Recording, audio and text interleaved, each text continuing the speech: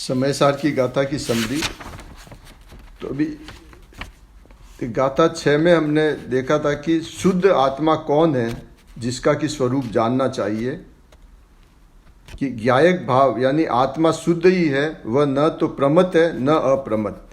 प्रमत यानी राग रूप अवस्था, अशुद्ध अवस्था जो कि गुण स्थान 1 से 6 तक है, और अप्रमत यानी ज्ञान रूप अवस्था, शुद्ध अवस्था, गाथा 7 से गुण स्थान 7 से 14 तक।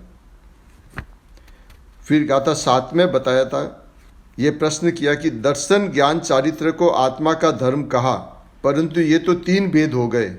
इन भेद रूप भावों से तो आत्मा को अशुद्धता आती है।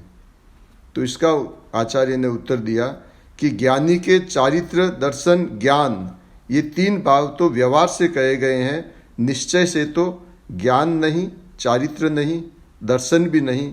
ज्ञानी तो एक शुद्ध ज्ञायक है। पहले बताया था प्रमत अप्रमत नहीं है, यहाँ पे बोला दर्शन ज्ञान चारित्र भी नहीं है। फिर प्रश्न किया गाथा 8 में कि अगर आप कहते हो कि दर्शन ज्ञान चारित्र व्यवहार है तो यह है ही है, और अकेले त्रिकाली ज्ञायक भाव परमार्थ वस्तु ही उपादेय है, तो फिर परमार्थ का ही उपदेश देना चाहिए, व्यवहार का उपदेश क्यों देते हो? तो इसके उत्तर में कहा कि जैसे अनार्य भाषा के बिना किसी वस्तु का स्वरूप ग्रहण करने में समर्थ नहीं होता, वैसे ही व्यवहार के बिना परमार्थ का उपदेश देना अशक्य है, क्योंकि शुद्ध नय जो अभेद एक रूप वस्तु है उससे लोग जान नहीं सकते, अशुद्ध नय को ही जानते हैं, क्योंकि उसका विषय भेद रूप अनेक प्रकार का है। इसलिए व्यवहार द्वारा ही परमार्थ में पहुंचाना वही लक्ष्य है, और असल में तो व्यवहार का आलंबन छुड़ाकर परमार्थ में पहुंचाना ही लक्ष्य है। अब है गाथा 9 और 10 की समरी ले रहे हैं कि व्यवहार नय परमार्थ का प्रतिपादक कैसे है।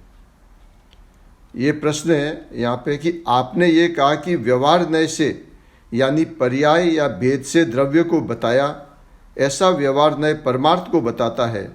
तो प्रश्न यह है कि व्यवहार नय तो अनुसरण करने लायक नहीं है, तो फिर ये कैसे परमार्थ को कहने वाला है? इसका उत्तर दे रहे हैं कि निश्चय श्रुत केवली, यहाँ 2 बताया, निश्चय श्रुत केवली और व्यवहार श्रुत केवली। कि निश्चय श्रुत केवली वह है जो अंतर के भावश्रुत ज्ञान से केवल शुद्ध आत्मा को जानते हैं, यानी प्रत्यक्ष वेदन जो करते हैं वे श्रुत केवली है, वे भावश्रुत केवली हैं, वे अभेद रूप ज्ञायक मात्र शुद्ध आत्मा को जानते हैं। यह तो परमार्थ यानी निश्चय कथन है। भावश्रुत ज्ञान में राग और निमित्त की अपेक्षा नहीं है। और दूसरे होते हैं व्यवहार श्रुत केवली, कि जो सर्वश्रुत ज्ञान या सर्वशास्त्र ज्ञान को जानता है वे श्रुत केवली है, यह व्यवहार है।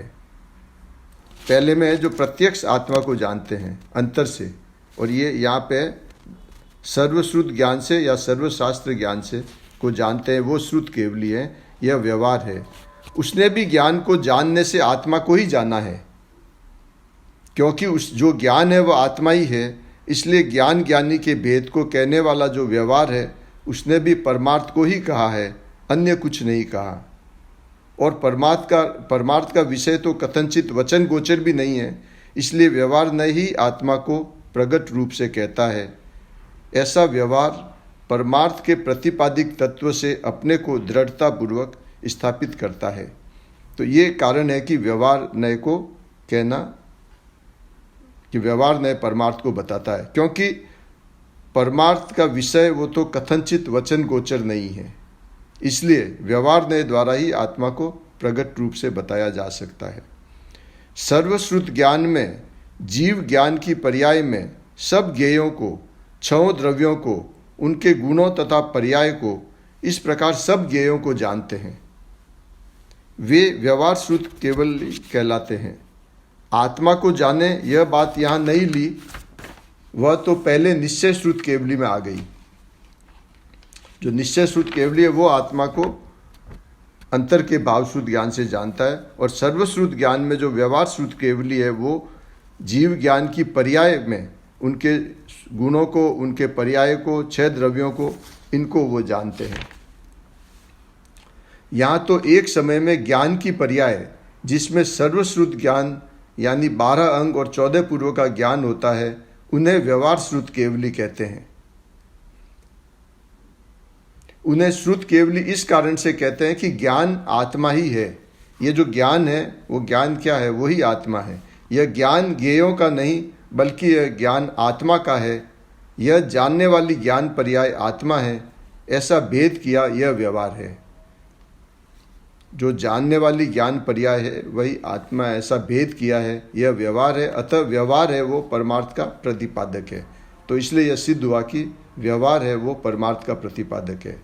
ज्ञान की पर्याय सर्व पर को जानती है, फिर भी पर के साथ उसका तादाद में संबंध नहीं है।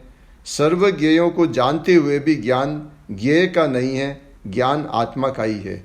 ये अंत में वापस स्पष्टीकरण कर दिया कि सर्व ज्ञेयों को जो जानते हुए भी ज्ञान वो है, वो आत्मा का ही ज्ञान है, ज्ञान ज्ञेय का नहीं है। तो इस प्रकार ये गाथा थी 9 और 10 कि व्यवहार नय है वो परमार्थ का प्रतिपादक है।